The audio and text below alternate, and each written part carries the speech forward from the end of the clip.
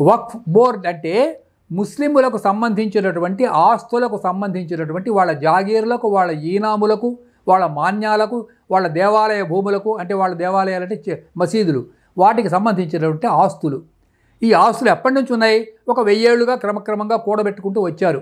ఎందుకంటే భారతదేశాన్ని దాదాపు ఒక 800 సంవత్సరాల పాటు ముస్లింలు పరిపాలించారు. కాబట్టి వాళ్ళ ఆస్తులు విపరీతంగా ఉన్నాయి కదా. ఎన్క్రోచ్మెంట్స్ అంటే దురాక్రమణలు జరిగినాయి. హిందువులకు సంబంధించినటువంటి పొలాలు, హిందూ దేవాలయాలకు సంబంధించినటువంటి భూములన్నీ కూడా చర్చీలు ఆక్యుపై చేసుకున్నాయి. కొన్ని చర్చీలు ఆక్రమించుకున్నారు. దేవాలయాలను పడగొట్టి అక్కడ మసీదులు కట్టి ఆ భూములు కూడా వాళ్ళు ఆక్రమించుకున్నారు. ఇలా రకరకాల రూపాలలో ఆక్రమణలకు గురైనటువంటి భూముల సంఖ్య 1,00,000 ఎకరాలు అని ఒక ఎస్టిమేషన్ ఈ మధ్య చెప్తూ వచ్చారు.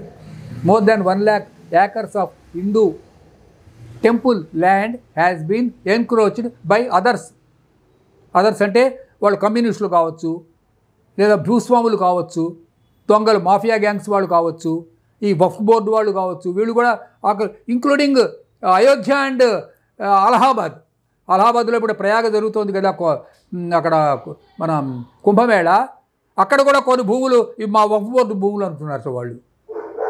చూడండి, ఈ వక్ఫ్ బోర్డు భూములు అసలు ఎన్ని ఉన్నాయి వీళ్ళకి? దీని మీద జరుగుతున్నటువంటి దందా ఏమిటి? దీని ద్వారా వస్తున్న ఆదాయం ఏంటి? ఈ ఆదాయం అంతా ఎవరి జేబుల్లోకి వెళ్తున్నది? ఇది లెక్క తేలాలి కదా. ఆ లెక్క తేలడం కోసం ఒక బిల్లు పెడితే ముస్లింలు గొడవ పెట్టడం మొదలుపెట్టారు. మరి ముస్లింల ఓట్లు కావాలి కదా. ఇప్పుడు అపోజిషన్ పార్టీలో ఉన్న వాళ్ళకి INDIA అనే పార్టీలు మొత్తం. అందుకని వాళ్ళు ఏమంటున్నారు, వాళ్ళు ఈ వక్ఫ్ బోర్డులో ఉన్నటువంటి మన ఓవైసీ లాంటి వాడి నాయకులందరినీ కూడా వాళ్ళని సపోర్ట్ చేస్తున్నారు. అంటే ఇప్పుడు ముస్లింల్లో చాలా పేదవాళ్ళు ఉన్నారమ్మా, నిరుపేదలు ఉన్నారు.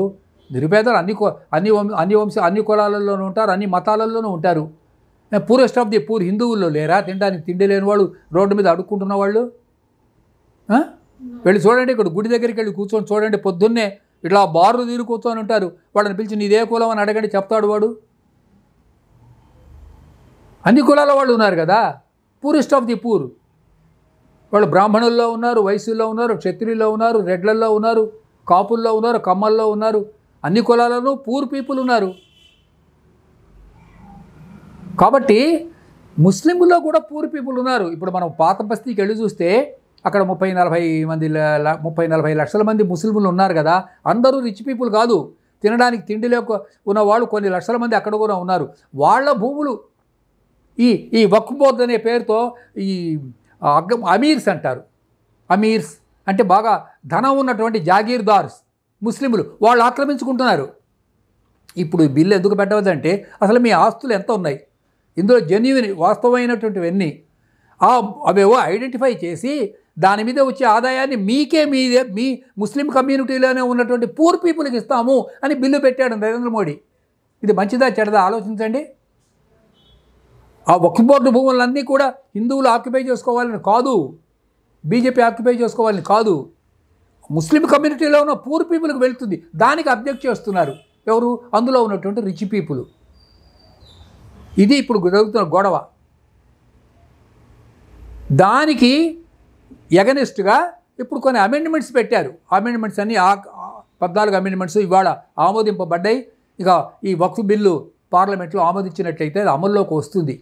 ఇక్కడ మనం గమనించవలసిన అంశం ఏమిటంటే భారతదేశానికి 1947లో స్వాతంత్రం వచ్చినప్పటికీ కూడా ఇవాల్టి వరకు అంటే 76 సంవత్సరాలు గడిచినప్పటికీ కూడా ఇండియాని హిందువులు పరిపాలించుకోవటం లేదు, ఇండియాని ఇండియన్స్ పరిపాలించుకోవటం లేదు.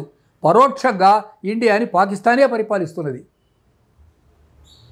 విన్నారా? ఇండియాని చైనా పరిపాలిస్తున్నది, ఇండియాని బ్రిటన్ పరిపాలిస్తున్నది, ఇండియాలో ఉన్నటువంటి మన ఆర్థిక వ్యవస్థను అమెరికా కంట్రోల్ చేస్తున్నది. We are slaves of China, slaves of America, slaves of Britain and Pakistan. ఈ విషయాలన్నింటినీ కూడా ఈ వక్ఫ్ బోర్డ్ అన్నటువంటి ఈ చర్చ సందర్భంలో గుర్తు చేసుకొని ఒక్కసారి ఈ జరుగుతున్న అన్యాయాలు ప్రజల దృష్టికి తీసుకెళ్ళాలి. ఎన్నెన్ని ఎంక్రోచ్మెంట్స్ జరిగాయో ఇప్పుడు బయటకు వస్తాయి. అన్ని ఊళ్ళల్లోనూ ఉన్నాయి, హైదరాబాద్లోనే కాదు, హైదరాబాద్లోనే, కేరళలో అయితే ఇంకా పెద్ద పెద్ద అన్యాయాలు జరిగినాయి ఇప్పుడు చెప్తూ ఉన్నారు. అంటే 100 ఎకరాలు 1000 ఎకరాలు భూమి అంతా కూడా వాళ్ళు ఎంక్రోచ్ చేసేశారు. నాకు తెలిసినంత వరకు హిందూ టెంపుల్స్ భూములు కొన్ని లక్షల ఎకరాలు భూములన్నీ కాజేశారమ్మా వీళ్ళు. పుట్టాలు బెల్లం తిన్నట్టు తినేశారు. ఆ తినవాళ్ళు ఒక్క ముస్లింలు మాత్రమే కాదు, పెద్ద సంఖ్యలో క్రిస్టియన్స్ కాజేశారు ఈ భూములు. తమిళనాడులో పెద్ద సంఖ్యలో పాల్ దినకర్ అన్న ఒకడు ఉన్నాడు, ఒక చర్చి కట్టేది, అక్కడ సెలవు పెట్టేది, ఆ చుట్టూ ఉన్న భూములన్నీ కబ్జా చేసేది. ఈ దుర్మార్గం జరుగుతోంది, 100 సంవత్సరాలుగా జరుగుతోంది, పట్టించుకున్న వాడు లేడు. ఇవాళ ఈ వక్ఫ్ బోర్డు అన్నటువంటిది ఇది ఒక జెన్యున్ కాజ్. దీన్ని ఎందుకు వ్యతిరేకిస్తున్నారు? నాకు అర్థం కానిది ఏమిటంటే,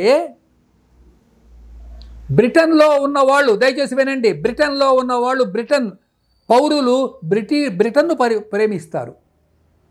Chinese people they love China, Russians they love Russia, Americans they love